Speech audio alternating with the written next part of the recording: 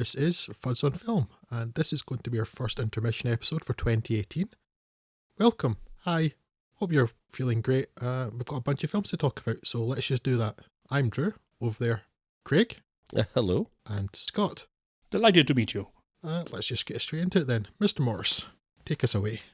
Yes, we are going to kick off with Bright from Netflix, who are no stranger to film production, of course, but it's largely focused on the low to mid-budget dramas and comedies, and even then I think most of it's been purchasing things that have already been created. Given that the distribution model is so different from the usual cinema/studio relationship, it's hard to know if that's been a huge success for them economically, but they've had more than a few critical successes, like Beasts of No Nation and Okja.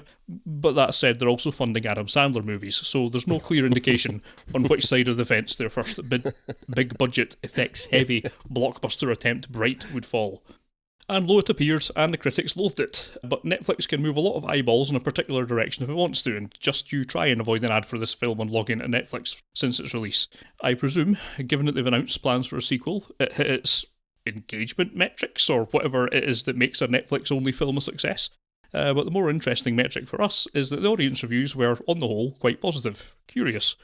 I suspect the truth may be between those polls, but that's getting ahead of myself. The essential conceit of Bright is that basically The Lord of the Rings was a historical documentary rather than a work of fiction. A Dark Lord rose to power, but was overthrown by an allied force of humans, elves and rebel orcs. However, unlike Tolkien's works, the other races did not decide to leave the picture. Elves stick around as the 1%, a pointy-eared elite, while the orcs form a permanent underclass, still loath for their backing of the baddies millennia ago. Humans are, in theory at least, sandwiched in between, although it seems there's just as much inequality between the humans and the elite in this world as there is in ours.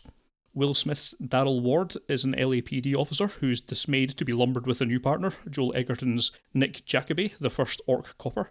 He's forced to overcome his prejudices when, after some world-building preamble, they respond to a call to what turns out to be some sort of safe house that turned out to be not all that safe, given the number of people turned inside out in it, and evidence points to the use of magic, which was presumed to have faded from the world, and indeed a magic wand turns up, a very rare and very powerful item, along with a dazed elvish survivor, Lucy Fry's Tika. It is unclear what overall percentage of elves are named after Indian food. So it wasn't just me that was unable to not make that connection or joke. Yes, that was a strange one. I don't know what was there.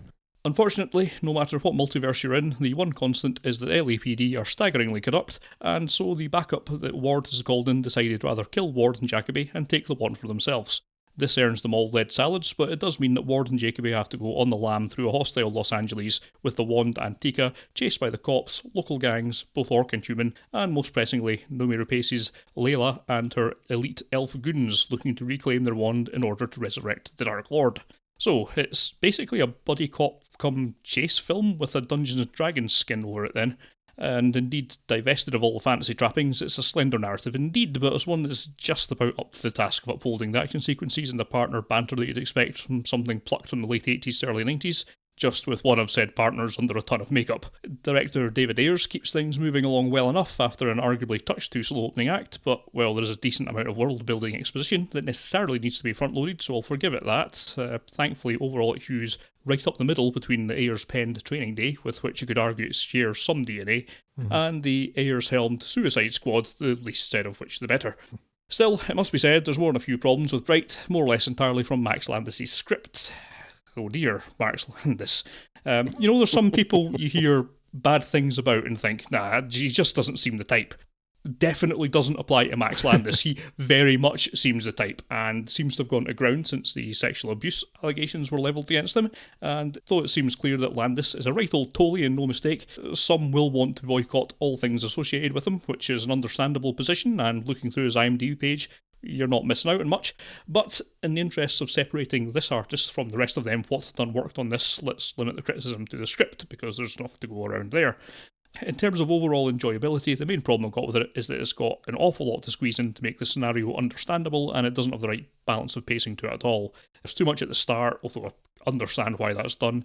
There's nowhere near enough at the end, and all the chasing and shooting and fighting of the last hour so just blends into each other.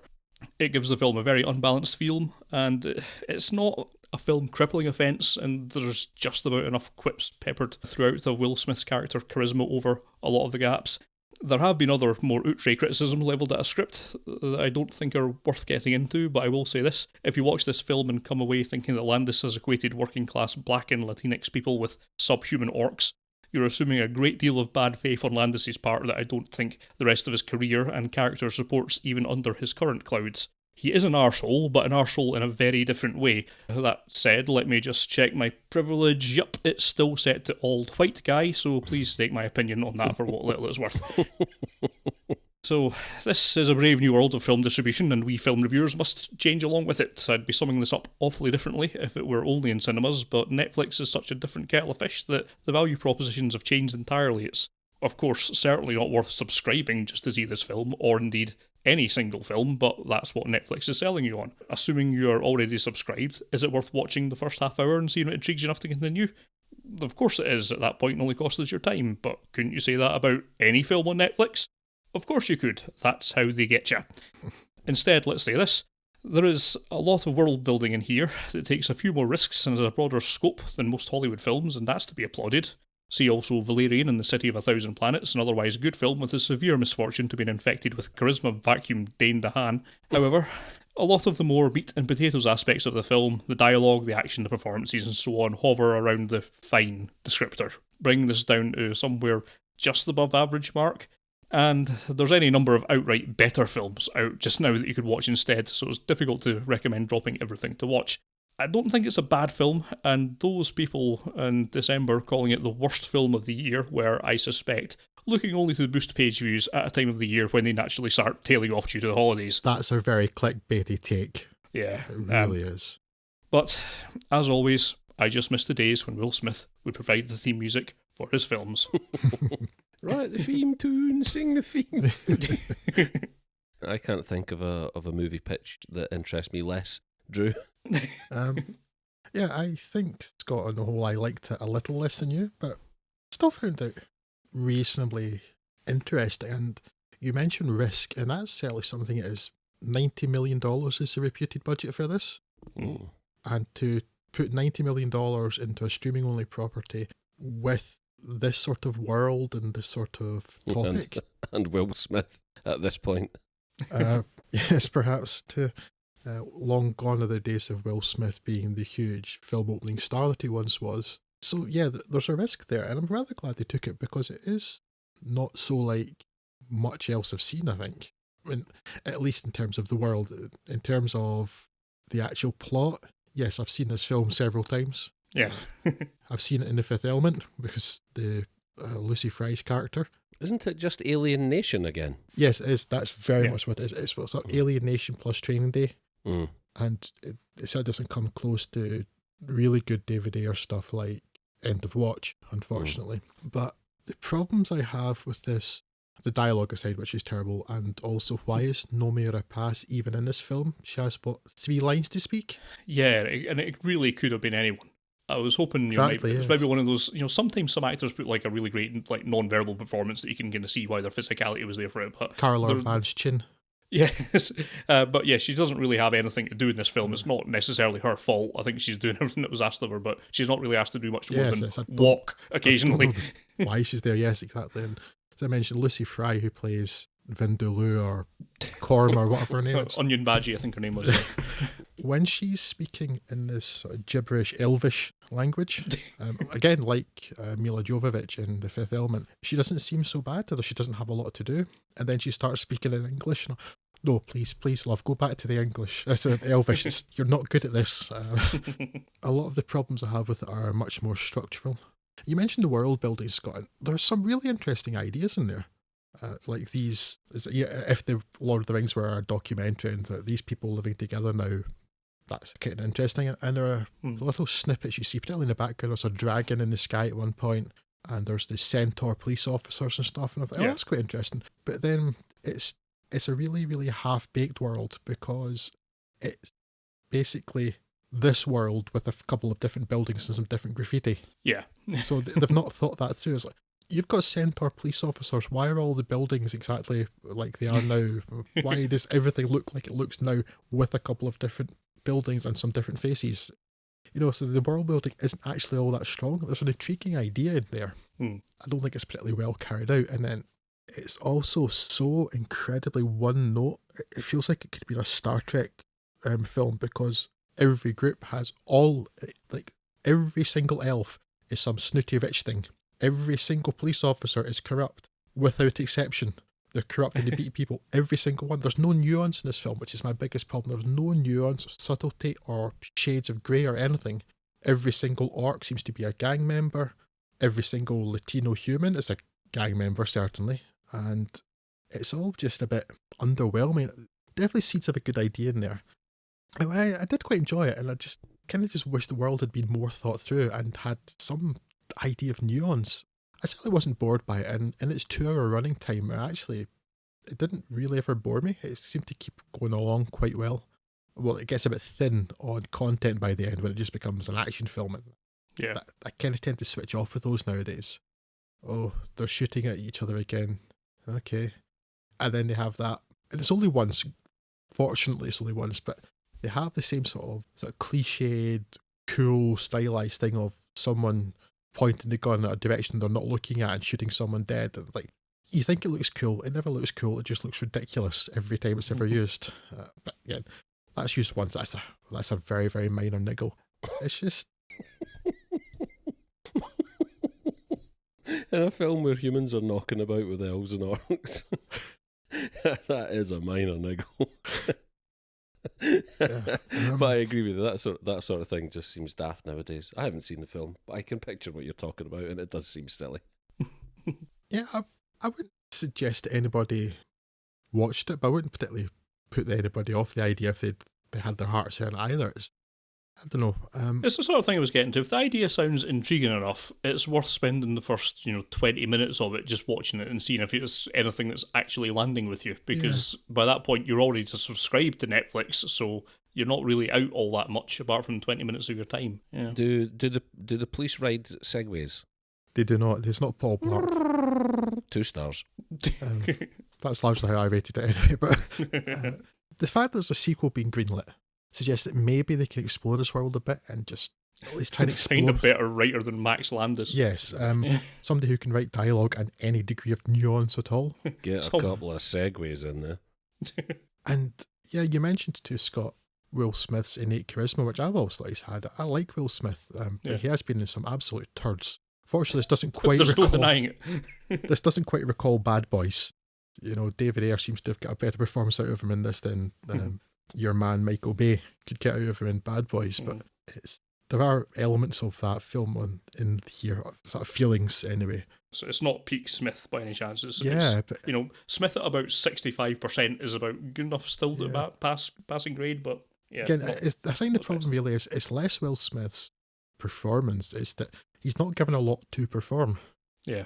He's just not given anything interesting to do, and maybe if they can expand this universe a bit, find somebody who can actually write dialogue, then it may actually be an interesting premise, because aside from my issue with the fact that the world doesn't look so different from ours, there is some interesting stuff in there, and all the races and the things happening, there's a setting there that could be something interesting. Find a better writer. Decent enough idea, but stick it back in the oven for another couple of years and see what pops out. Shall we batter on then to a certainly more critically acclaimed film with 3 billboards outside somewhere in Missouri? Yes, 3 billboards outside Ebbing, Missouri. That's the one. In which Frances McDormand's character Mildred deeply regrets her final conversation with her daughter. Only the 3rd film from writer-director Martin McDonagh, following In Bruges and 7 Psychopaths. 3 billboards sees Mildred, a middle-aged mother, take the local authorities rather publicly to task over their failure to advance the case of her teenage daughter's horrific rape and murder some year previously. Having the sudden brainwave to rent the titular 3 billboards on a now obsolete road through the fictional town of Ebbing, Mildred sets about plastering them with a set of messages that directly target the popular town sheriff Willoughby, Woody Harrelson, for his perceived failure to uncover any leads in her daughter's case. It's a decision which proves incredibly divisive for the backwater town, and it leads to all manner of revelations, small and large, about a number of the characters who inhabit it. Chiefly, of course, is Mildred, whose behaviour throughout the film is as unpredictable as it is human. For every moment of sympathy Frances McDormand masterfully claws out of her character, there are typically 2 steps back, sometimes even 2 kicks to the genitals of school children who harass her son for his mother's erratic behaviour. But that's a very funny scene, so I'm on board with her doing that. Yes, I was largely on board, but yes, I thought less of myself afterwards. Most crushingly is the flashback to Mildred's last conversation with her daughter that ends in her saying, under the circumstances, quite literally the worst thing any parent ever could to their child. No small credit then to all involved that we do not immediately dismiss Mildred as worthy of the hole she's in.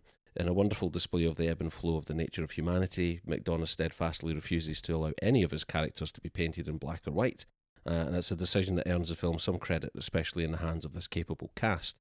Harrelson is great as Mildred's counterintuitively admiring foil Willoughby, who bounces off her protagonist in a delightful way that unexpectedly leaves all of the hatred to the townsfolk, and whose corny attempt at heading trouble off at the pass with the revelation of his cancer invokes a far from predictable response.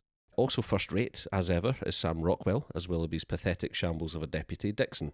Once again, Rockwell delivers a performance that ends up nowhere near what you'd expect from his character setup, a portrait of an ingrained generational racist thug who, again, somehow manages to touch on something sympathetic about the human condition.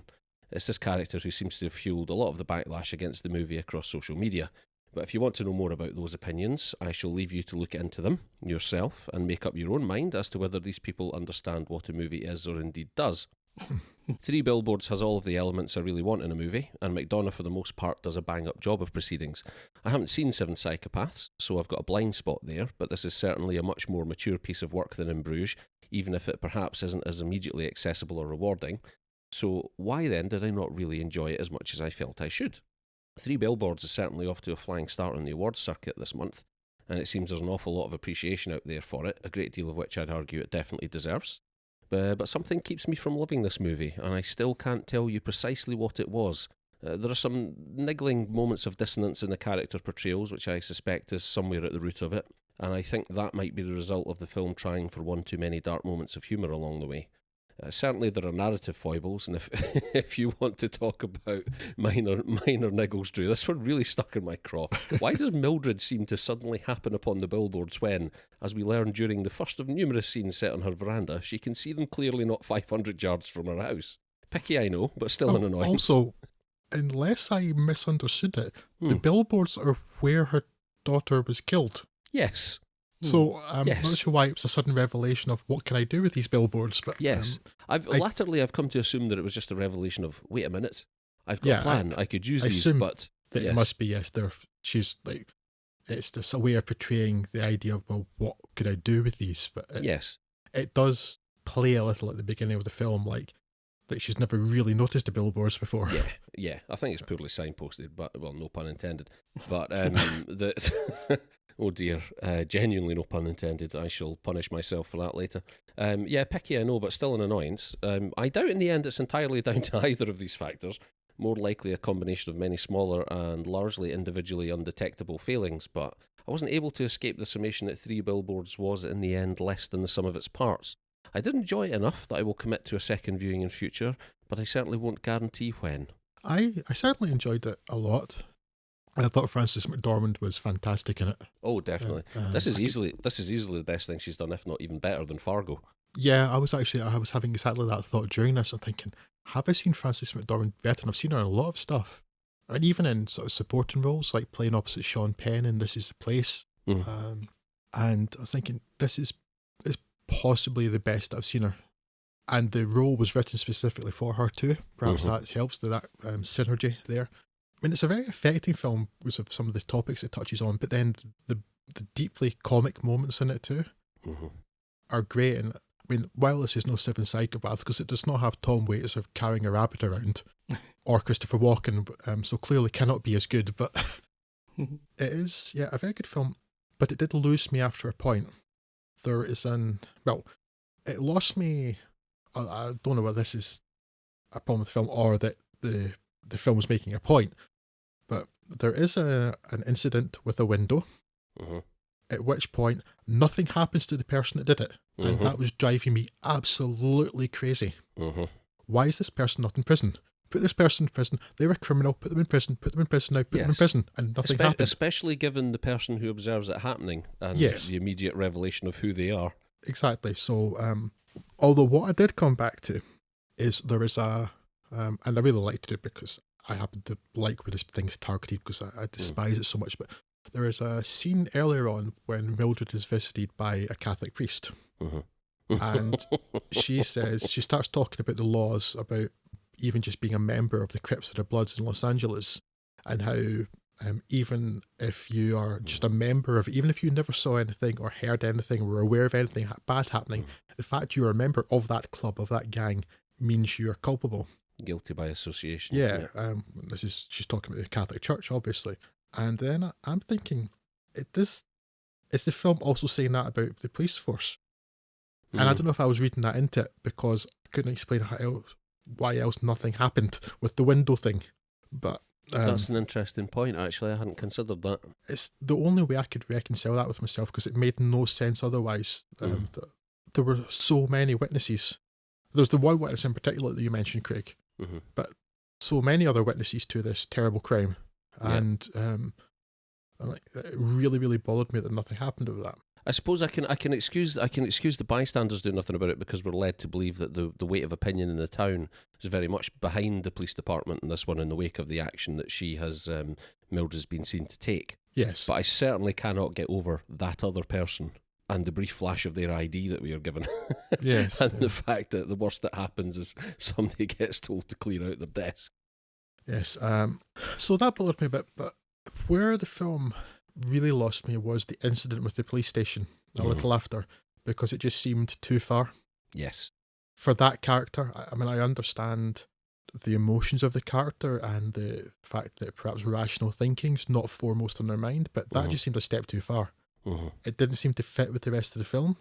Yeah. So after that point, after the incident with the police station, it lost me somewhat. And then... Yeah, I also didn't quite believe the turning on a dime, the pace with which the character who is a victim in that scene, with which their attitude towards things changed. I can believe that on a slightly longer arc, but... Yeah, exactly. And in that moment, I can't imagine that character being able to override their emotional fragility enough to... rationalise that act the way they did. Yeah, the apparent anger with which they fueled it. Yes. That character, the victim of that, has shown... I mean, what's great about the character, I think I have to say whose character is, we'll not say anything more about it, but because it's Sam Rockwell, because you mentioned about how that he brings such unexpected depth to that character, and that's a lot of Martin McDonagh's writing also, but that yes, on a longer time scale, that works. On a longer timescale, the end of the film works. But in the compressed timescale it's in, no, I don't buy it. It doesn't make any sense.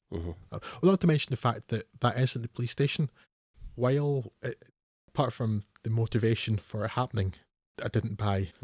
Also, it doesn't make any sense because how could you not be aware of that happening? And also, once again, the fact that anyone escapes culpability for it and what is essentially a terrorist act in this small town against its beloved police force. And the worst that happens is someone walks up to the perpetrator and basically gives him a speech of, "I don't suppose you had anything to do with this, did you?" No? Okay then. Yes, the police don't seem interested in investigating anything. That's it. Even when it's against them, but so, because I know there's one part of it's like, this person is not aware of it in one sense, with one of their senses, but can't feel or see, light and things. Yes, anyway, so when it comes to the end, when there's a journey, it's begun, and so by that point, these two people are together, and this is how they're talking, and no, it's the time scale, so I was enjoying the film so much, and I enjoyed Frances McDormand's performance to the end, and Sam Rockwell's, but plot-wise, after the police station incident, the film just lost me. And I was really disappointed by the final act. The character development curve just all of a sudden just becomes way too steep, way too sudden in the last 15-20 minutes. That's the kind of character arc that would play out over years. A couple of days, I think. Yeah, this is something that would benefit from having been an 8-part miniseries or something. I can see how you can write this film that there's a rapprochement or something over some time, but it's just that the last act takes place it is 2 or 3 days, maybe a week, because of the investigation that Sam Rockwell begins. Yeah. When I think maybe you're right, actually. This probably can be achieved within 2 hours, because this felt longer than 2 hours to me. Yeah. There were points of this in which I was looking at my watch and I'm thinking to myself, okay, you could probably... There is stuff in this movie that you could probably excise or compress within the first couple of acts and probably make way for a more satisfying resolution through the development of those characters in the final third. But I don't know. Yeah, Other people seem to love it. It is well written, and it's definitely funny in a kind of blackly comic way. And the characters are certainly sympathetic. I mean, I don't condone a lot of the actions, but certainly you can understand why they've done it. And so few of the characters are as you would expect them to be. Like, particularly Sam Rockwell, his character, you think he's just this horrible racist thug. His mother's a deeply unpleasant character, possibly the most simplistic character in the film, but he is not what you think he is, not as simple, and he plays it so well. It's just that the film is let down by its own timing. That's the thing that's bothered me more than anything. And apart from that one act I keep referring to, it lost me because it was just too much. It leaves me I enjoyed it, but it leaves me just feeling deeply disappointed by the film because there was so much good in it, there's so much promise, and then that final act is like, no, you blew it. What was your take, Scott? Yeah, kind of the same as you guys. That's why I've been letting you elucidate. I felt, I guess, slightly disappointed at the end of this in the same way that I was disappointed at the end of Death of Stalin, in as much as I sat there thinking I enjoyed that quite a lot, but it wasn't, it didn't blow me away. And yeah. Okay, I don't take a lot of stock in, Oscar buzz, but, or awards nomination generally, but, it was there. But more importantly, I really like the writer-director's previous works, and, the lead and supporting actors are all, fabulous, some favourites, so I was expecting it to be incredibly good, and it was just sort of good. That's I think, fair. as you say, great performances and some very funny blackly comic moments that apparently some people weren't expecting. Apparently a failure of research in what this guy's been doing previously, but... but the way that it is also at some points just so much more serious. Kind of the comic nature undercuts all that, and there's a few dramatic character moments, as you're saying, that it's trying to get to, but it's never consistent enough in tone to really buy a lot of the characters.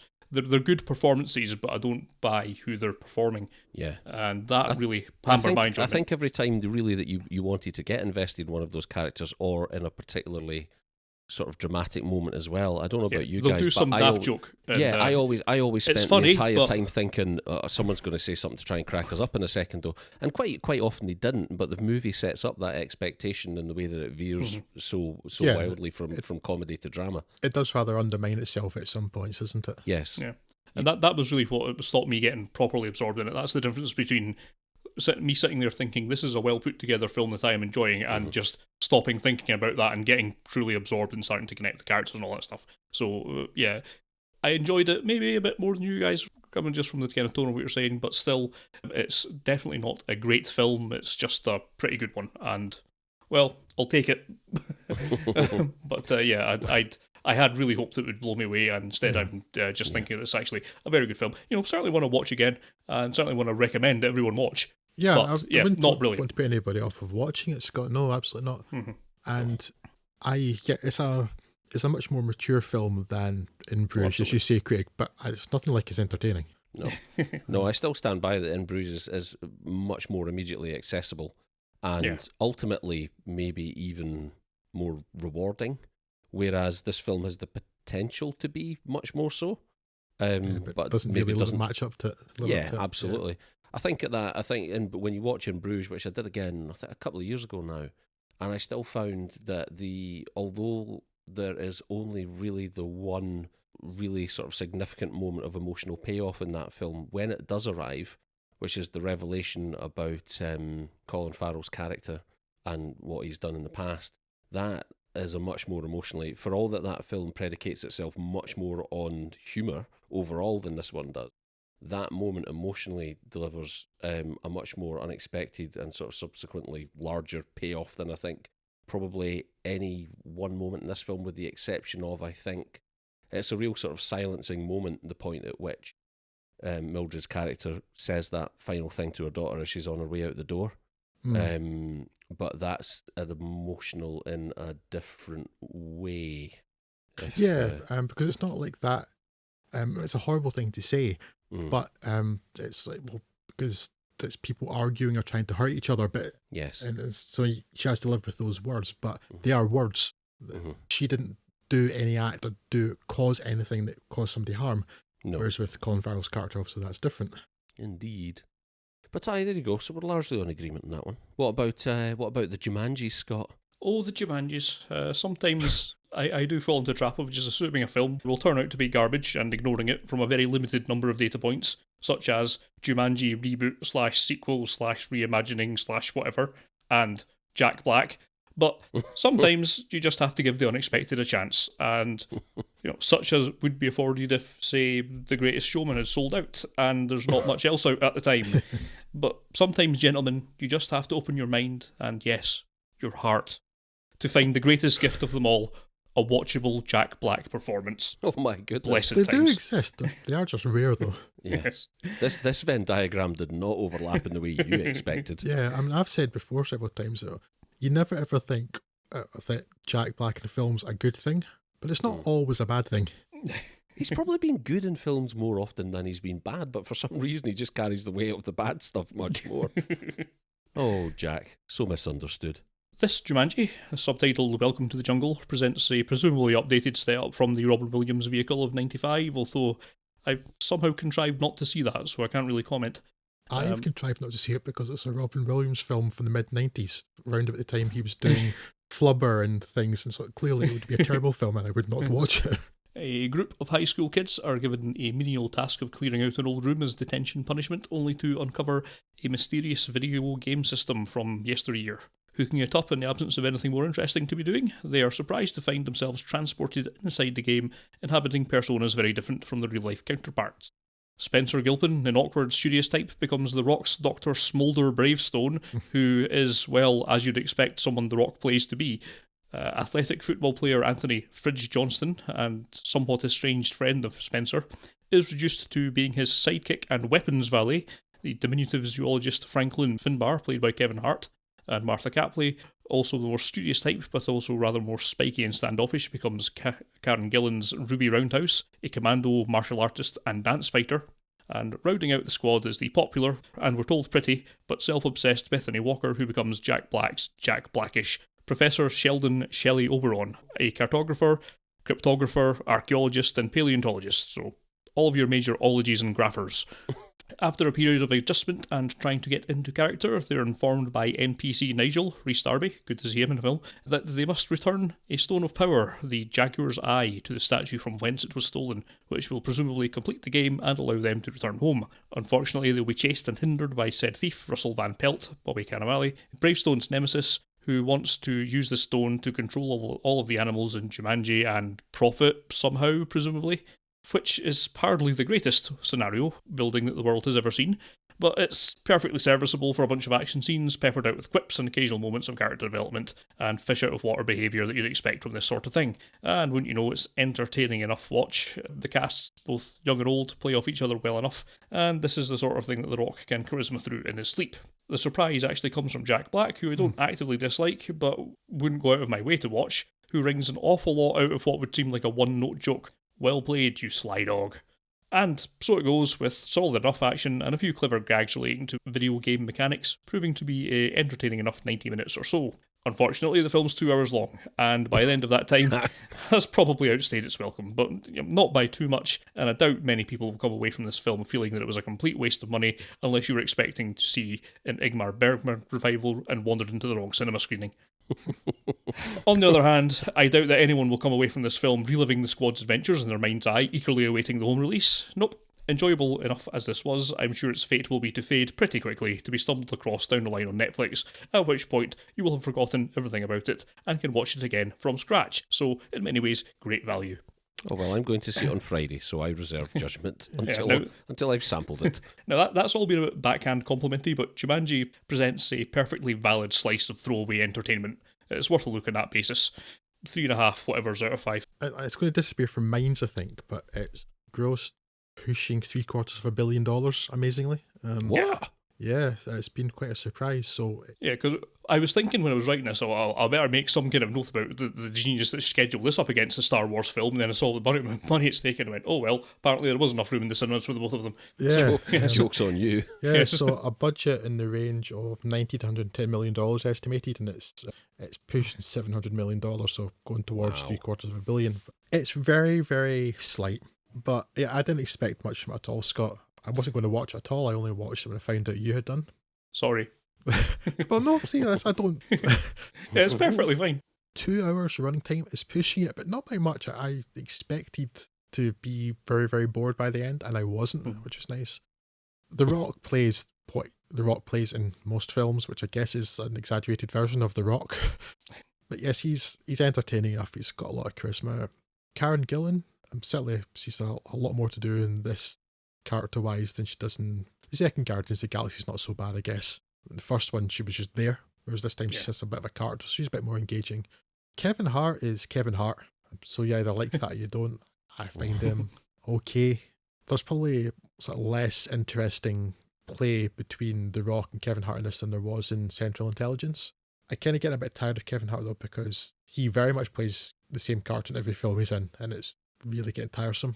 I don't think I've seen a Kevin Hart film, but I've made up my mind I don't like Kevin Hart on the basis of all of the Kevin Hart interviews I've seen, in which Kevin Hart strikes the single note of, oh, look at me and my diminutive stature, I don't get the women, and that seems to be the joke that he plays over and over. Yeah, he does that in this film. Yes. It seems like that's a tone anyway. And I was a bit concerned towards the beginning because, was it Rhys Darby, Scott? Yes. I know the guy's face, but I can't remember his name. Yeah, your fella from Flight of the Conchords, their manager. Yeah, I know, from What We Do in the Shadows and stuff. Yeah. Yeah, he turns up and then The Rock starts explaining that he's an NPC. I'm like, okay, right.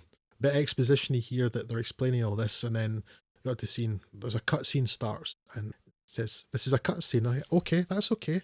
Then explains what a cutscene is. And I'm like, yeah, I think the main target audience for this film knows what a cutscene is, gets these video game references, and I was really worried it was just going to start explaining everything. If it just said, I think it's a cutscene, that'd have been okay. Yeah, but does it get to $750 million worth of audience without explaining that stuff? I don't know, but the point being, I was a bit concerned there, but it doesn't keep explaining after that. There's a wee bit of, we've got 3 lives and things, but it doesn't go heavily on the exposition of the type of world there. So it wasn't an issue. I was just a bit concerned towards the beginning. Yeah. And actually, I think that you do get to that amount of money with an audience that at least understands vaguely games, because games are so big nowadays, bigger than Hollywood, so I think yes you do. But it's forgettable fluff, but I do not regret watching it. I was reasonably entertained throughout. Jack Black is pretty entertaining. He's really milks what he's given, and it's really quite funny. There's not an awful lot to talk about with it, but it's entertaining enough. Passable out of 5. Shall we move on to It? Must we? We must. Okay then. I've never quite understood the popularity of Stephen King's work. I've certainly read a lot of it, but beyond the age of, say, 15, I've struggled to really enjoy any of it. There was a certain point in my early teenage development where it was satisfying enough to read of a man running over someone's head in a sit-on lawnmower, but as I struggled to keep up with the voluminous output amidst other literary concerns, I increasingly came to realise that I, a young adult, was paying for an increasingly careless middle-aged author's cocaine habit with both my time and money.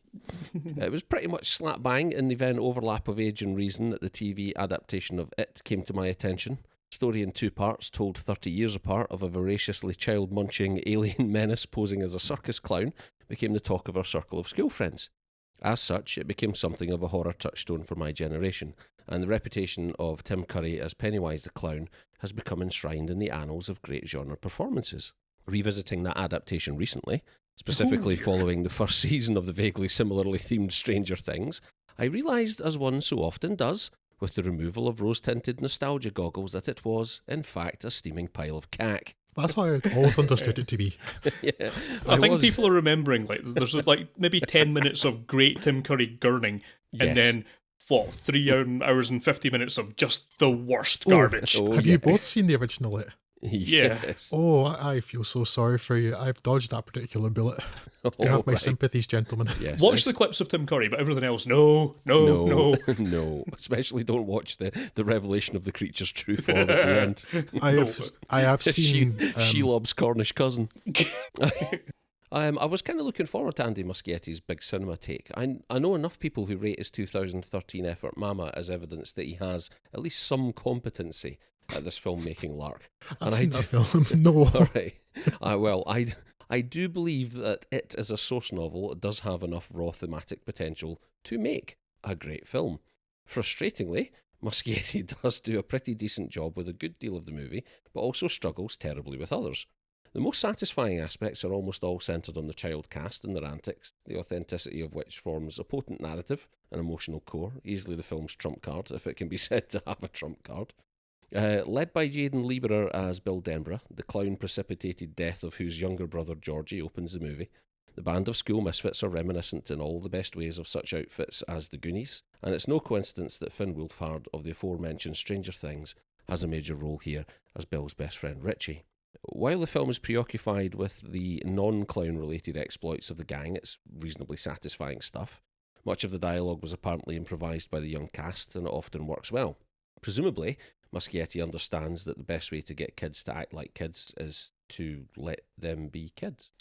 There is a convincing bond between the group, which often seems to go awry in that fickle kid way, especially upon the integration into the group of Beverly, its sole female member. There is a beat in the film's climactic scene where this sense of slightly uneasy alliance pays off beautifully with a surprisingly moving yet also hilarious line of dialogue that almost made the film worthwhile in itself. Unfortunately, for all involved, there is less competence and evidence around the antagonist Pennywise. Now, I've always had a problem with the ways in which Pennywise, or rather the creature who chooses primarily the form of Pennywise, manifests itself. True, it is a shapeshifter, but it overwhelmingly presents itself through supernatural means, integrating itself into projector slides and then lunging grotesquely oversized out of the image, or translocating impossibly between spaces, for example. And it's this refusal to play by the premise's own logic that frustrates me the most. But it's not the reason why the horror element fails, and fails hard. Mm-hmm. Muschietti and his team have made a number of poor choices in the presentation of Pennywise, and more egregiously so the appearance of the creature's other manifestations, that serve to greatly undermine the moments where the director does admittedly pull off a genuinely unsettling trick here and there. The form the creature takes that sits halfway between Slender Man and Edward Munch's The Scream is a particularly bizarre and cartoonish example of this, and it is often inserted in the midst of scenes which might be quite effective otherwise. Yeah. Bill Skarsgård does an admirable job as the dominant Pennywise incarnation, walking a fine line along the border of ludicrous and menacing, but most of his work is undone by such nullifying aesthetic choices as the aforementioned and his sudden wibble head-wobbling dashes toward potential victims. None of which are ever successful, by the way, so give it up, clown boy. There's still enough of merit in it that if horror is your bag, I'm not going to tell you not to watch it, and it's certainly a step forward from the 1990 TV adaptation. I'm curious as to what the next instalment, due in 2019, and set like the TV movie 30 years later, with the kids all growed up, will offer. It'll be interesting to see whether, absent of that childish playfulness and the camaraderie, Part 2 is able to sustain itself in other ways. Not that the box office will mind much, because this instalment is currently the highest grossing R-rated horror movie in history. So, I suppose, who's the clown now? I was enjoying this for what it was right up until the first time the kids visit Mr. Creepy's House of Horrors. Yes. And I remember thinking, oh good, it's wrapping up. I've had just about my fill of this. And then it kept going for like another hour without really doing anything much character-wise or anything like that to warrant it. And then just wraps up just after the point where it stopped caring entirely. So kind of given up at that point. But yeah, you probably said all I would want to say about that film as well. It is very much not scary. It has, like you say, it's got these moments where it's built a really creepy atmosphere and Skarsgård's doing well, and oh no, they've just decided to show us some teeth instead. And it has to continually undercut itself with like jump scares and just cheap ways out. It's frustrating because I almost... In fact, no, not even almost. I did buy in that opening 5 minutes. I thought, after the scene where Georgie comes a cropper, I thought, oh man, this film isn't afraid to hit hard. Look, if this film was just about a scary clown that had no supernatural powers altogether, I think it would be much better. Yeah, that's what annoys me so much. It sets up that this creature is just a creature, a shapeshifter nonetheless, but then it primarily manifests itself through supernatural means, Yes. which is never explained and is completely incoherent. Yeah. I hated this film so much. You're kidding. No. You're such a connoisseur of horror as well. I feel if nothing else in this podcast, we've established that about you. I know this comes as a surprise to find that I think a horror film is a complete abomination of film, but there we go. First of all, I'm talking about Stephen King. I think Stephen King is capable of creating an interesting story. Mm-hmm. So I can see why his films or his books are entertaining. However, the man can't write for toffee. No. He can create an interesting story, but it's best if he just gives that story to someone else. Like Frank Darabont in particular. I was going to say, well, let's talk about how little Stephen King understands about the adaptation of his material into movies. Anyway, this is the guy who famously absolutely hates The Shining, which, yes, but by all objective measures, the film adaptation of which is infinitely superior to the book. I don't much care for The Shining in the film either, but we can never be friends. Yeah, but I just want to mention, if we're talking about Stephen King and film, Maximum Overdrive. Yes. So I really think he can make an interesting story, even if stuff that of his that I do like, The Shawshank Redemption, I think is fantastic. The Mist I really like. I think the connection here is Frank Darabont. Yeah. Stand By Me actually I really like. I tend to forget that's a Stephen King film as well. And then The Green Mile, like the book, the film is massively overindulgent in length, but there's interesting stuff in there. I absolutely loathe The Green Mile. I don't understand what the fascination is with that film. But in terms of horror stuff, which is meant to be his mainstay, he can't write for toffee, and nothing he's done has ever been scary. No. So where he does have a significant work that makes for a significant adaptation. So I'd made the note, of course, Misery. Then, unfortunately, for every Misery, you have 20 Maximum Overdrives. Yeah. Where was I with my point? Yeah, I was talking about the fact that he can create an interesting story. He just can't write for toffee. So yes. I'm assuming, I know you mentioned that there's some improvised dialogue in here, so maybe that's actually part of the problem for why I don't like this. But I think a lot of the problem I have with this is that it's come from his words, and none of it makes sense. I mean, and everything about the film is annoying me. First of all, it's not scary, not even slightly, not once. Oh, no, once when the thing comes out of the projector screen. For a moment, I thought, oh, that's a bit creepy, but then I was just really pissed off with the loud noise that accompanied it, because Andy Muschietti seems to think that loud and scary are synonyms. Because this is the loudest film I've ever seen, and it was driving me crazy. Like every time the clown appeared, like my speakers were blown out. Like, no, that's not scary. Stop it now, please. And the orchestral stabs, the jump scares, all stuff I hate with a passion. And I don't like horror films, and that's because pretty much every horror film I've ever seen, bar one or two, have been terrible. And I want to be scared. That's why I keep trying. I would love one of them to actually have an effect on me. But they're never scary, to the point where I genuinely wondered, and I quickly put this thought away because of the languages in this, but I genuinely wondered at one point what the rating for this film was, because I was thinking this felt like a kid's film, because there was not one thing that happened in it that would be scary to anybody except children. I really felt that strongly, that this was aimed at kids with what was meant to be scary in it, because nothing is scary if you're an adult. So... yeah, and then the bits that annoy me too, like the fact that somebody gets somebody's initial carved in their stomach with a knife, and they don't go to the hospital. Why? Why would you not go to the hospital when somebody carves your stomach open with a knife? Neither hospital nor police, which would seem to be more. And then the kid that does that is, he was a truly appalling actor, but B, a psychopath for reasons of Stephen King can't write any character development, I guess, because that's the other thing. I'm watching this and thinking, wow, imagine this film had any characters. This film doesn't have any characters. It has archetypes, maybe, because there's the kid with the glasses. He's got glasses. There's the black kid. He's black. There's the fat kid. The fat kid's fat. There's the girl kid. She's a girl. He does also like New Kids on the Block. there's a girl kid, she's a girl and has a horrible backstory that doesn't really need to be there. It adds nothing to the film, but I'm guessing is in the book. And then there's the nerdy Jew kid. He's a nerdy Jew. That is the characters these characters have. That's their entire description. You can't see anything more about them. And I'm watching this and thinking actually Finn Wolfhard was pretty poor in this. But Finn Wolfhard's presence there and the tone and the time period and everything was making me like, I just wish I was watching Stranger Things. This is making me think of Stranger Things, except it's good. Please be Stranger Things. And the only reason I watched it at the end is because I've never not made it to the film at the end of a film apart from once, as I mentioned a couple of podcasts ago. Yeah, it's not scary. The characters aren't. It's massively overlong. This is only the first part. It's the loudest thing I've seen in a long time, and loud and the scary are not the same. Yeah, I hated this film, genuinely hated it. Oh, yes, it is a bad film. I do not like it. Take it away, please, and shoot it. 3 out of 5?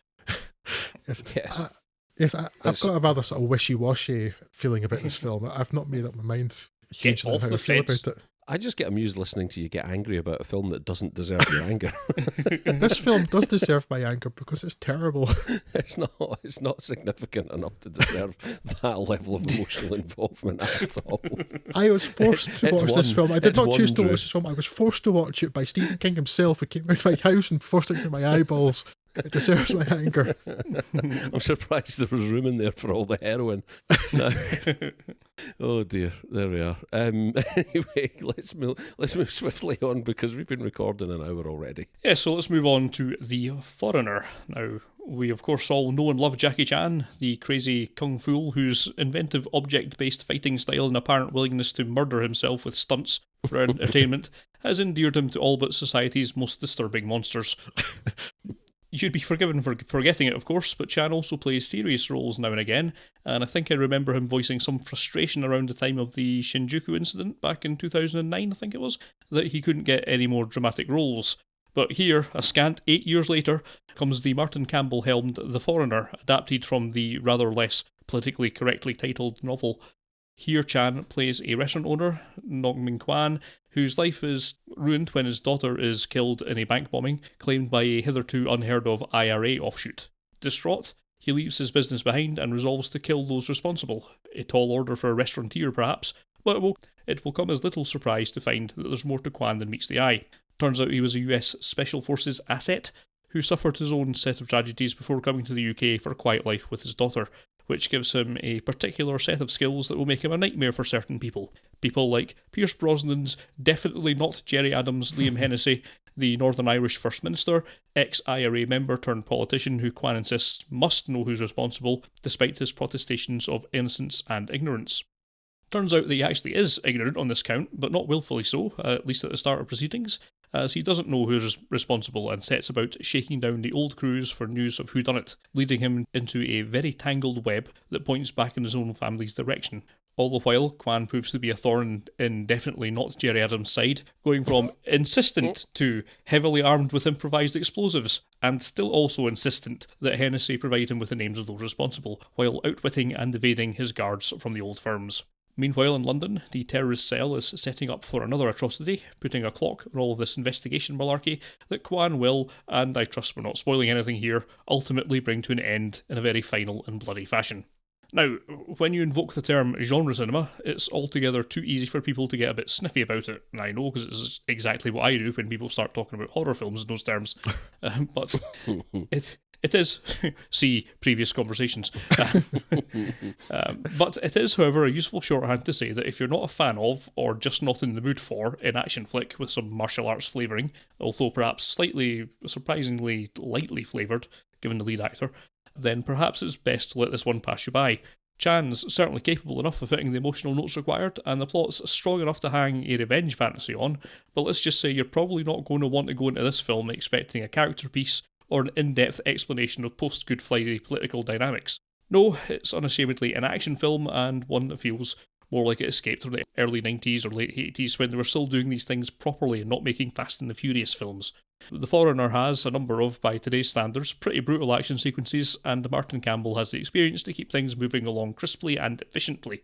Now, the only thing that struck me as odd when watching this was that we're now apparently far enough removed from the mainland IRA bombing campaigns to use them as background for mid-budget B-schedule action thrillers, but then I suppose this film would be a very different beast if it was set on Valverde, and there's any number of equally damaging events worldwide that saw adaptation/exploitation sooner, but somehow this feels a little different, but perhaps that's just the unfortunate background of the current political situation in Northern Ireland. But that aside, this is a solid little action film, and for genre fans, earns a pretty easy recommendation. If that's not your bag, sail on through, but for us hankering after a little throwback action, it's well worth dropping onto your Netflix queue. Yeah. I was looking forward to this. I thought it was quite interesting. I like Jackie Chan a lot, and there are bits of this I like. The fact he's given something a little more dramatic to do, I guess, is good. The film never really grabbed me, and I don't know if it's because of the things I'm going to mention in a minute, or I noticed the things I'm going to mention in a minute more because it didn't grab me. I'm not sure, but despite being written by a British writer, based on the not at all dodgy sounding title The Chinaman, which is not surprised that the name has been changed to The Foreigner for a 2017 release. Yeah. Despite that being a British book, the screenwriter is from the United States, and the film is full of Britain as written by an American irritations. That things like, well, first of all, Pierce Brosnan's role is not a role that exists or has ever existed, so I'm not quite sure what he's supposed to be. Then there's things like, we can't take this plane on, or this bomb onto just a normal plane, that won't have enough impact. We'll have to take it onto the Queen's Fleet, one of the planes of the Queen's Fleet, which isn't a thing, but okay then. So kind of minor irritations like that I didn't like, but then it just becomes, I don't know, you're supposed to feel for Jackie Chan, and you do at first because this horrible thing has happened, but then he starts bombing things, and like, I've got no sympathy for you anymore. I now want you to go to prison also. Because they try to play up the idea that he's this great expert, and that so he's, any bombs he plants must be very expertly done. But yeah, that's how bombs work. That's how physics works. Yeah, there's absolutely a really good bomb expert can do it. So there's no margin of error, and no innocent person's ever been hurt in a bomb designed to target just the bad guys ever, right? So when this person's method of getting information is to start bombing things, I've suddenly lost all sympathy for the character and want this character to be punished also. So I stop seeing Jackie Chan as a hero and start seeing Jackie Chan as another villain. As a problem. Yeah. But Drew, please, he don't want trouble. Yeah, so for that reason, I just stopped caring. And as soon as I stopped caring about any of the characters, then I simply wasn't going to care about the action or not. It's like, yeah. He's punching somebody. Are they both going to die? I hope they both die. Please let them both die. So in the end, I was very disappointed. And then it gets to the end where you have police officers murdering people for really bad writing, I'm guessing. But that just really, really bothered me. It's like, what does this film need? Big problem over here, that, isn't it? Yeah. Police officers just murdering people. I believe that happens all the time. I mean, the guy wasn't a Brazilian electrician, and that's generally when it happens.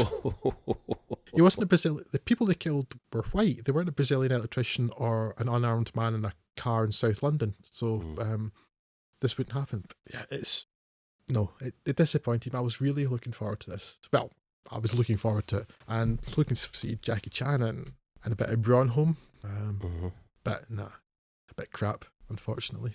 Oh. I mean, some of the action scenes are well handled, and as Scott said, Martin Campbell can do action scenes well.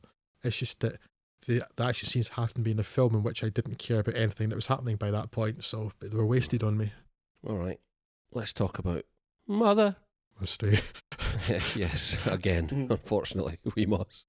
You know when you're renovating an old decrepit house while your partner, who's a renowned but currently blocked writer, procrastinates, and then strangers start showing up and insinuating themselves into your daily routine with little or no motive and an oblique biblical allegory? No, me neither. But apparently Darren Aronofsky does, or at least he thinks he does, and that's Mother. Apparently, or maybe not. When your mission statement is seemingly to willfully obscure and abstract any attempt at audience interpretation, it becomes something of a moot point. I don't have a lot to say about Mother, not just because I didn't like it or I want to demonstrate my disdain, but because I generally don't know what to say. Of the three of us on this podcast, I'm probably safe to say I'm the least fluent in the interpretation of cinema, but that's not to say I don't enjoy a challenge. And when that challenge is a fundamental shroud of obfuscation masquerading as allegory, however, I lose the will and the incentive to pursue the matter further, and I'm not surprised audiences have been so split over this movie. Jennifer Lawrence is the presumably titular homeowner, Javier Bardem, her seemingly distant husband, referred to in the credits only as him. We are to assume their relationship is loveless, or at least increasingly looking so, as him subjects them both to the misery of his writer's block. Blah blah, some precious glass thing him keeps in a jar. Things take a dogleg when a strange couple, Ed Harris and Michelle Pfeiffer, turn up at the premises, at once ingratiating themselves with the writer and paying scant regard to his wife. Adopting the persona of the demure housewife, Mother contents herself pottering about, while the mysterious duo express adulation of the creator, and occasionally slip off for some rumpy-pumpy in various rooms. The house has a heart, by the way. To cut a long story short, this same scenario plays out multiple times as the mysterious couple are joined first by their two sons, one of whom murders the other, then, in the wake of this act, further unidentified strangers, until such a time as the house is overflowing with unwanted visitors and events transpire that most closely resemble the storming of the barricades at the end of Les Mis, albeit with assault rifles. It's at this point that a couple of scenes play out which really upset some audiences, and I have to say I found them somewhat unsettling myself, not least of all because the film doesn't really do much to earn the tonal shift. Like I said before, I do like to be challenged, but on the proviso that I have been afforded the option of selecting a challenging movie. At no point prior throughout its running time, or indeed its marketing, does Mother suggest that its audience can expect it to become a Gaspar Noé movie, and if I was ready to give up on it at the hour mark, then I certainly felt like slamming the door in its face as the credits rolled. If Aronofsky is indeed to continue indulging himself in religious subtext, then I fully expect his next movie to be 168 hours in length and feature Willem Dafoe walking up and down the aisles of a DIY store for 6 straight days, before finally settling on a light switch he likes, and then putting his feet up for 24 hours. At least with Noah, he and star Russell Crowe had the good grace to troll the Pope into finally admitting the absurdity of the source material as he declared, quote, "It is as it was," unquote. A gesture that left me chortling in glee for a good few days after. Heck, he even gave us rock monsters. I liked the rock monsters. Mother has none of that incidental stupidity to supplement its cause. Rather, it just feels like a bad movie. But what do I know? Well, you seem to know quite a lot because you seem to be largely reading my thoughts for most of it. Yeah, it's and first of all, I'm going to mention the positives of this film. On a production level, I almost did stay silent there. No, on a production level, it's well made, and I have never hated Michelle Pfeiffer so much in my life. I never hated her at all, in fact. So the fact that I disliked that character so much. I was going to say, I was so ready for Pfeiffer. But I mean, she's meant to be a dislikable character, and oh boy, did I dislike her. So she did a really good job there again. Okay, I'm done with the positives. It's so navel-gazing and self-indulgent and film shouldn't it? It's unbelievable. It's very stagey, isn't it? Yeah, it is. It's somehow much more film student-y than Pi. Yeah, which was exactly what I was going to say. work. You took the words out of my mouth. I was thinking, yeah, you should have progressed from Pi forwards, but it seems to have regressed to a pre-Pi stage. And it's difficult to care about this film because I genuinely disliked every single character in the film. Mm-hmm. I mean, and I guess most of them you're meant to. I say Michelle Pfeiffer is spectacularly unlikable, but yes, there's no sympathy for Jennifer Lawrence either because when Michelle Pfeiffer is talking to her, she's sort of demure and apologising to her instead of just telling her to get the hell out of her house. So so stand up for yourself. I've got no sympathy for you and I don't care. Then by the end and what it turns into, it's like, you have not earned this. Mm-hmm. Not that any of this makes sense, but it's so... I mean, there's all this biblical allegory that's in it, allegories that are in it, and there are imagery and suggest that you could read all sorts of things into it, and you read different interviews at different times, and they suggest the actors and the directors say at different times it's mean different things, so I'm not entirely sure they know. Mm-hmm. But it's got all this imagery and absolutely nothing to bear the weight of that at all. The one thing that could have worked, and Aronofsky has demonstrated that he can pull it off before, is that horrible sense of being trapped in some sort of fever dream. where Jennifer Lawrence's character, and for the most part I assumed that's what the tonally it was gunning for, because her sort of bewilderment as she sort of stumbles about the house, and just every time she turns around and goes into another room to find other people there, and all they want to do is sort of smile at her and reassure her that it's okay without saying what it is. Yeah. And that horrible feeling of we've all had that dream or something similar, and Aronofsky's demonstrated in like say his very first film, as you touched on, Scott Pie, his up until this point his most film student-y feeling film. Pie worked largely on that level, and also I would argue probably Requiem for a Dream captures a good deal of that essence as well, albeit in a much more grounded and realist way. So it's frustrating to think that, I'm assuming that's what he was going for here, and it just falls flat in its face. And I think a lot of it is to do with the staginess of the performances. Like Javier Bardem, I just couldn't get behind. I really did want to just slap most of the characters in this film. Exactly what I almost said to it. Yeah. Especially Michelle Pfeiffer, just because there's something so unlikable about her characters, but everybody else, I want to punch everybody's. And it's just, I really don't know what I was going to say. Like, there's a kind of, you can see that it might work. You're talking about the fever dreams and stuff too, and there's like, there's some sort of mysterious powder that she dissolves into all water and drinks through it, and it's in a really ancient bottle, and I don't know what it's meant to be. I can't think it's meant to be something like laudanum or something like that. And it's like, yeah, some of the stuff makes sense if you just like look at this a kind of a withdrawal thing or something, maybe on a very mundane level, but that would actually work. But it's all the other stuff. There's all this weight put on it. There's the biblical allegory and Javier Bardem as Christ, but then there's all this apparent, and I'm not reading this into the film at all because this has come from the outside, from reading interviews and things and quotes from the cast. There's apparently something about the artist-muse relationship, and then there's about well, you can see that maybe they're trying to do the idea of the destruction of Mother Earth and things, but it's all this really sort of heavy weight in it on a structure that can't.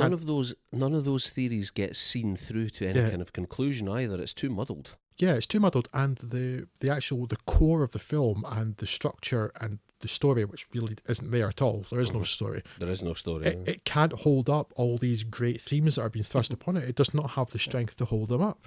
It's symbolic. Symbolic of what? Just general symbolism. Yes. There's a quote from a writer for Entertainment Weekly. I'm going to mention this because I thought it summed up reasonably well. It's like, Darren Aronofsky's mother is Rosemary's Baby amped up into a fugue state of self-indulgent solipsism. He's an artist, and he really wants you to know that he's been thinking a lot about what that means. Unfortunately, his gaze is so deep into his own navel that it's just exasperating. It's like, yes, he's the tortured artist, and you must know what it's like to be a tortured artist. And it's...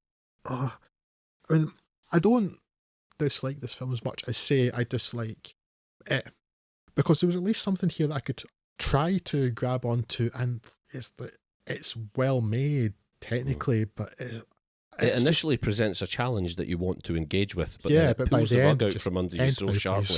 Yeah.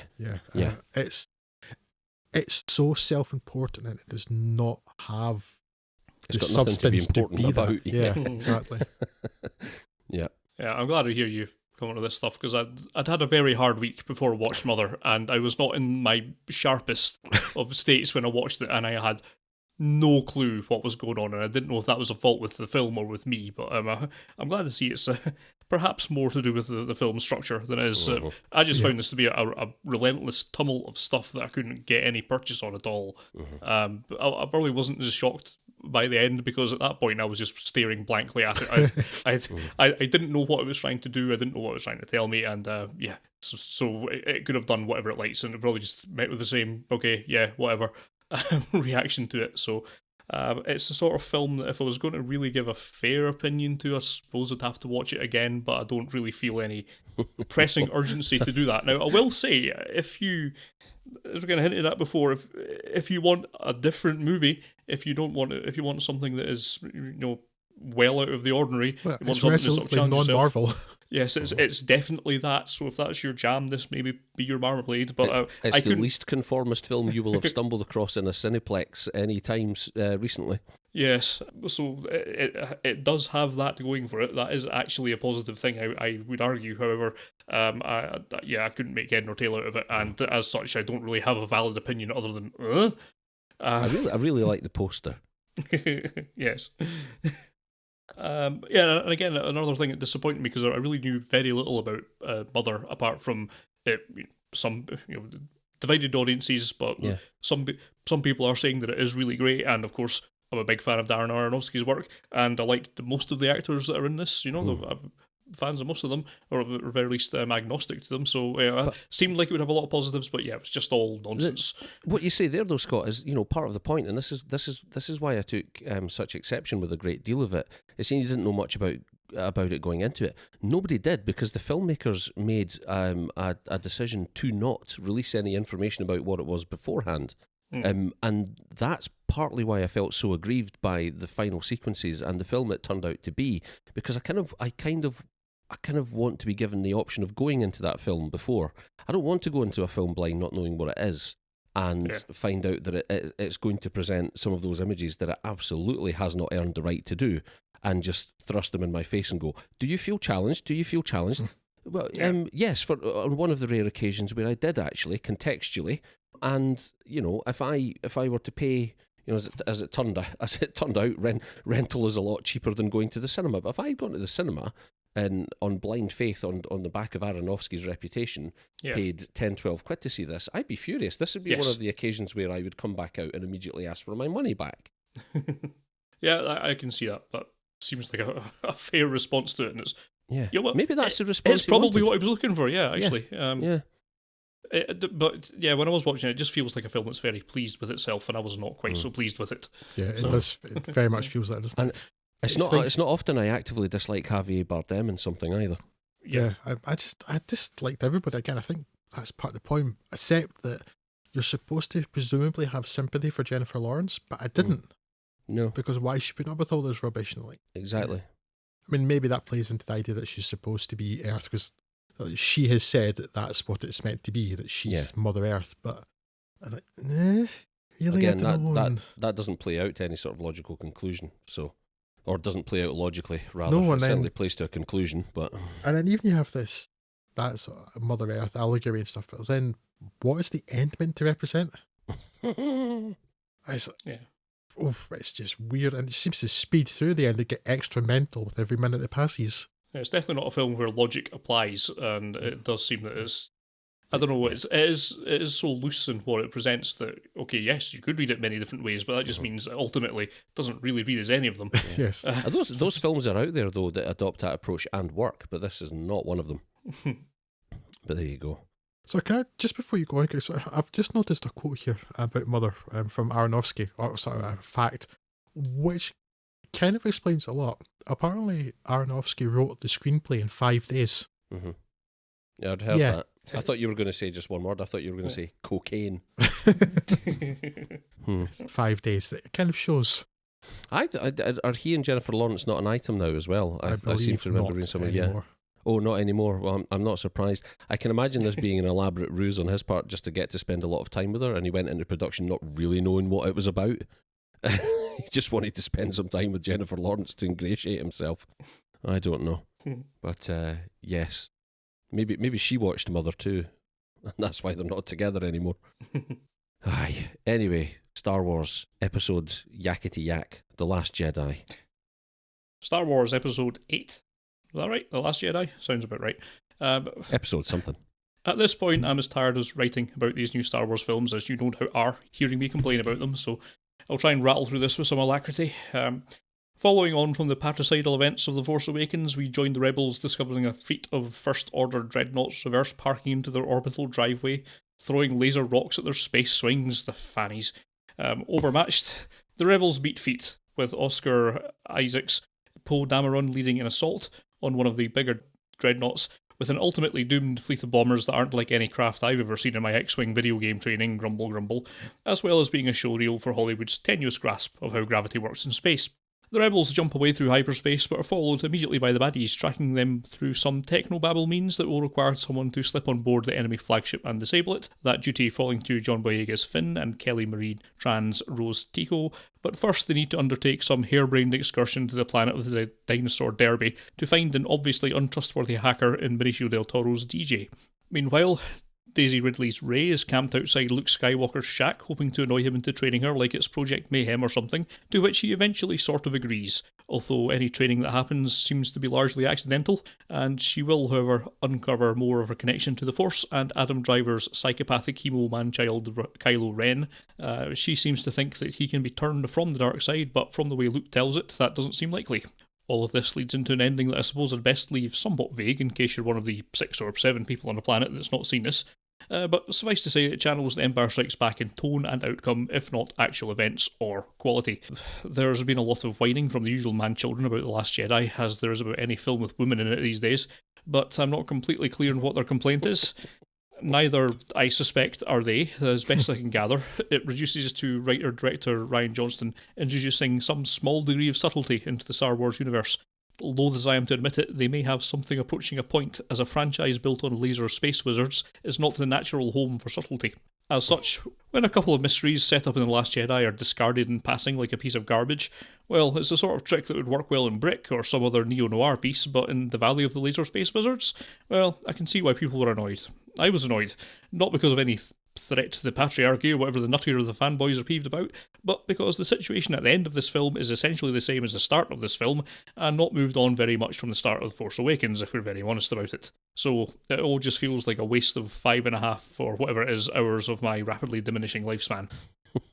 Also, there's about a 1 hour stretch of this film where everyone acts like they've just woken up and groggily makes the worst decisions possible, sometimes with a willful lack of knowledge, because otherwise this film would have no plot at all. Particular anti-plaudits go to here to poor Domhnall Gleeson's General Hux, who's not only an idiot, but described as such by his boss, Supreme Leader Diana Ross, who is also an idiot, because his reasoning for having an idiot as the commander of his space navy is that he's easy to manipulate. You don't need to manipulate him, you dummy. You're his commanding officer. Order him, unless chains of commands work differently for space fascists. For all this, now they're firmly in the Star Wars a year groove, it feels less necessary to give you much of a review for them. You pretty much know what you're going to expect, and this, despite the few aforementioned wrongful things that aren't really all that important in the grand arc of things, pretty much delivers what you'd expect. It's fine.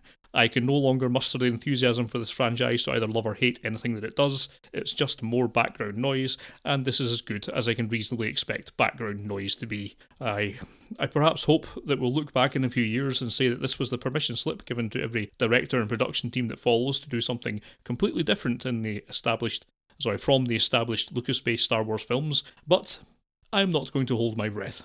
Meh out of 5. I saw a thread of people venting about the fact, and this is all I know about this film, right? I've made a conscious decision to avoid anything to do with it up until this point. I happened across a thread of people on Twitter who were venting about the fact that Poe Dameron drifts an X-Wing, and I said, I'm out. It's not that I don't care to see the films anymore, I just don't care to associate with the people who care about them. Oh dear. Oh my goodness. Yeah, so in an episode where I have hated quite a lot of the films that we've talked about, do you want to guess where I am on this film? You love it, Drew. You think it's the best. I do, actually. No, actually, I do. Well, with the caveat that the further I get away from my childhood, the less good I think any Star Wars film actually is. Mm-hmm. When I saw this the first time, and I've seen it twice now, I thought this was the best Star Wars film there's been yet. Mm. I've walked that back a bit, because the more you think about it, the more it falls apart. So I think The Empire Strikes Back is still the best. But I really, really enjoyed this, although I do have big provisos. First of all, the humour. Well, some of the humour's okay, but the comedy is terrible and never ever works. Unfortunately, the film starts with a section like that, with the prank call thing that's going on. I've no idea what's going on with that, why I thought that was a good idea. And it also starts with having Domhnall Gleeson in it, who, amazingly, is even worse than he was in The Force Awakens, which is a hell of a feat given how terrible he is in that. I wanted to call this film Star Wars Episode 8 Domino Gleeson and Terrible Plastic People, because Emperor Snoke looks ridiculous. People said, oh, he's so good, he's such a believable character. And I'm like, you people need new eyes. Like all the people who said that Grand Moff Tarkin looked great in Rogue One. He's terrible. He looks like a plastic person. And see now, this I don't know for certain, but Disney claimed after Carrie Fisher died last year now, is it? That they weren't going to replace her in any scenes with a CGI creation. And I'm damn certain did, because there's a couple of scenes where I'm absolutely sure it's not her. But I don't know whether that's actually me thinking that, or perhaps because she'd had so much plastic surgery, there's a slight, I don't mean this in a mean way, but there's a slight sort of unrealness to her. But there's a few scenes where I was absolutely certain it wasn't her, it was a CGI creation. But yeah, so there are things that start that bothered me. The humour, or the comedy falls flat through, they keep trying it. And yet Domhnall Gleeson is appalling. He's truly, truly, truly awful. It's like, I don't really like Domhnall Gleeson all that much, but often he can at least act. In this, he seems to have forgotten entirely. I can't remember because I've only watched The Force Awakens when it was in cinemas. Does his character have an American accent in this? No, he's English. No. He's got an English accent. Right, okay. That's not so bad because I cannot abide him when he's asked to do an American accent. No, but he's ridiculous. I mean, I thought that the scene where he's at the sort of Nuremberg rally type thing at the end of The Force Awakens was bad, but he manages to top that for awfulness at the start of this. Interesting. Like Rian Johnson directed and wrote this, so he had a lot of control over this. And he pretty much tries, I mean, well, if it's not original, but he seems to try to subvert expectations at almost every point. And I think 75% of them actually work, make the story more interesting. Whereas the other 25% exist simply to subvert your expectations and they add nothing. Yeah, see, there's a lot of films where I think that it would be a valid point to make, but not for Star Wars, which is really not built for this sort of thing. Star Wars is too limited for that, I think. It's so limited in scope. Plus, they spent so long building it up in the last film that it just sort of renders that null and void. You know, the build up the whole mystery of who's Rey's parents. So apparently, no one cares. Built up the mystery of who's this Snoke guy. Oh, it's just some goon. Don't worry about him. He'll be gone soon. Yeah. You know, it seems to be doing it just on a whim. But I think for most of that it's okay, because actually I thought Snoke seemed a terrible villain at the start. He seems a terrible villain in this. So what happens to Snoke, I'm pretty glad about actually. And the whole Rey's parents thing, I was really hoping that they would go down the road they went, because it could still be undone in the next episode, unfortunately. It's definitely a possibility, but it's like Star Wars, for all that it should be this huge playground of a galaxy in which to tell stories, it's incredibly limited. It's got so little imagination, and the fact that everybody must be connected to everybody else.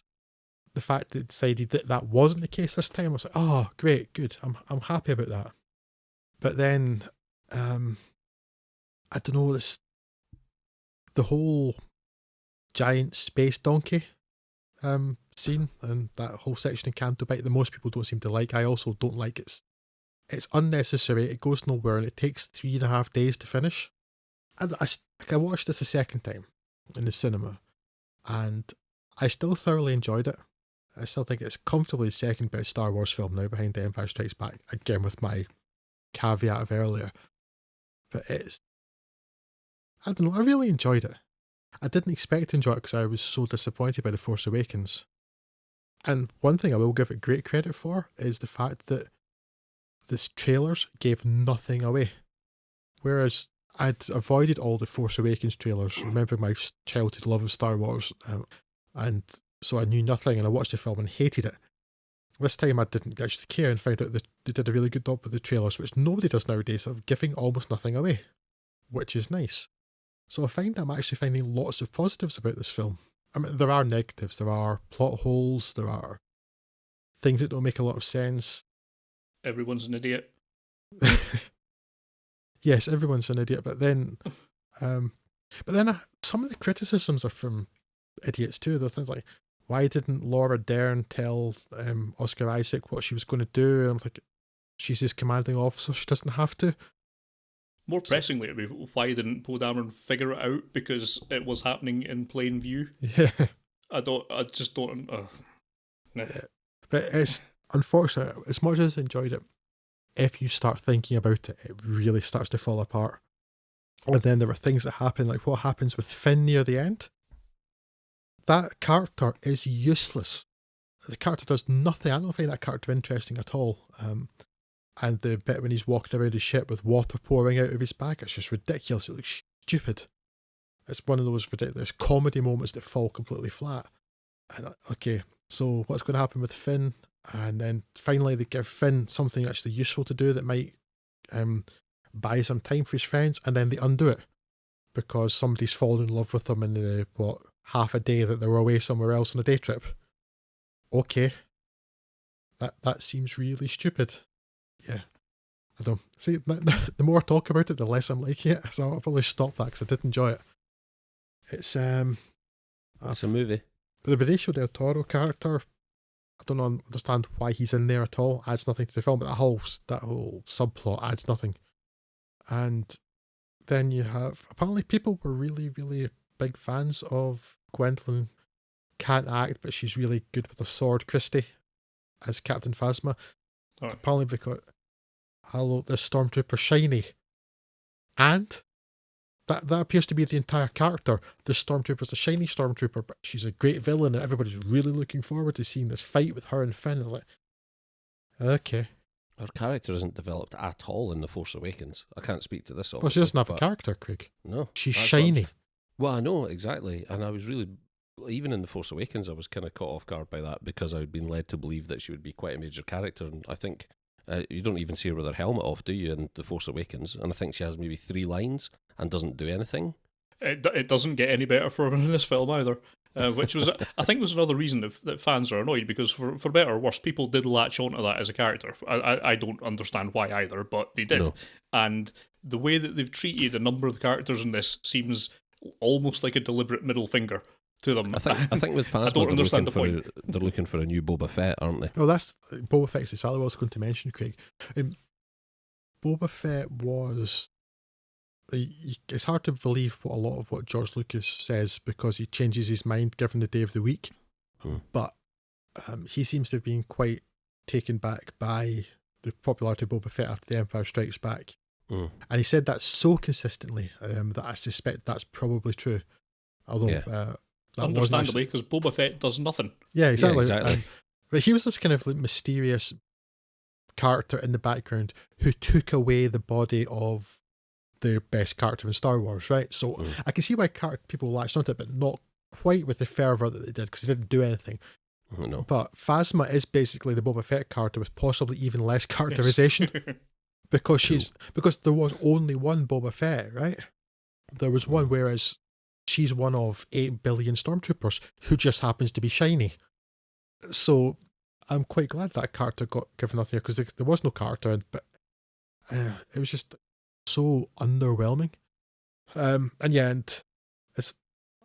kind of like her as Brienne of Tarth in Game of Thrones, but she's really not a good actor. She's more a physical presence than an actor. I felt really enjoyed it, and I liked 75% of the subvertive expectations, and the other 25% seemed to either be for the sake of it, or, as Scott said, like some sort of middle finger. And actually I'm fine with that, because the Star Wars universe and Star Wars fandom is so limited because it only has one thing, only one thing.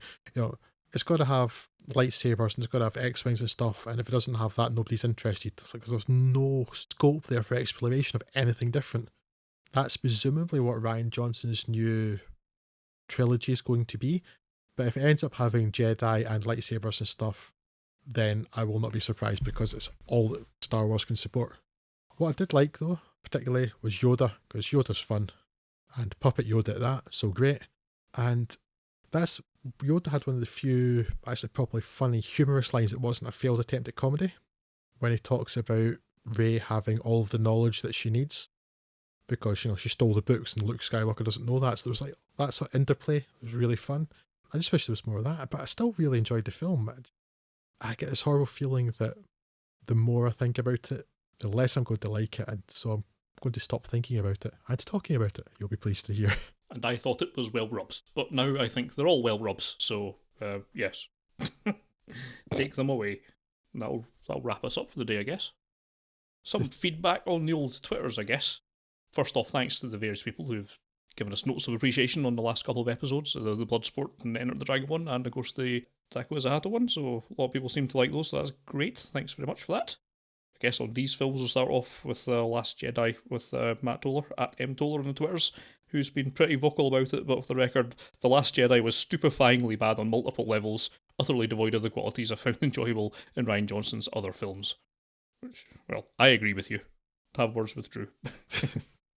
At Chopper Fireball, the exploding helicopter, again.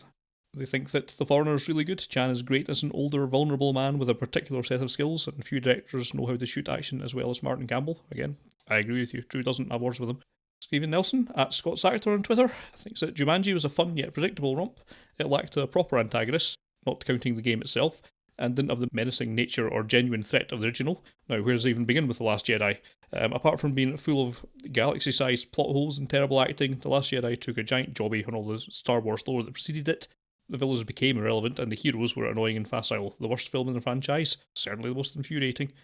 Until Darren Aronofsky directs one. I certainly think it's still, I would argue, leagues ahead of any of the prequels, but still, I'm no fan of it. The Films and Swearing podcast at FAS Podcast on Twitter. Loved The Foreigner. Another vote for that. Seeing Jackie Chan do anything different always captures my interest. Watching him melt a bloke over the head with a flat screen was amazing. Proper Oshana. And indeed, it does have that, so if that's what you want, that's what it delivers. You've made me really homesick there, mate, by using the word melt. Oh dear. Perpetual Dumb Machine at Blake Wrights on Twitter. The film, hits the mark with its graphics effects and acting, especially with Hansi Pennywise, but the frenetic pace required to work so many characters in left the scares oddly staccato and the film as a whole rushed. He also liked The Last Jedi more than The Force Awakens, but still feels off with narrative structure and messaging. But maybe he's just getting old. For a movie that's ostensibly about moving beyond your hero's inspiration, it sure feels obliged to keep revisiting old heroes and having fan-insert characters whose main purpose seems to be to gush over the main cast. But yes, please come up with a non-Death Star finale. Yes, a broad spectrum of opinion there from some of our favourite podcast friends, but yes, please keep those opinions coming in as we dive on to our next works, and we'll advise you of that in due course on the old Twitters. Please keep in touch with us. Twitter, that's at FudsOnFilm. Facebook, facebook.com/FudsOnFilm, or email, that's podcast@fudsonfilm.com. Oh, that'll wrap us up for today, unless you've got any other pressing items on the agenda, gents. No. Well, fair enough. We'll just say goodbye then. So it's a goodbye from me, a goodbye from Drew Tamnell. I think I'm going to go and make a snowman now. Bye-bye. And a goodbye from Craig Eastman. I'm going to my bed. Farewell.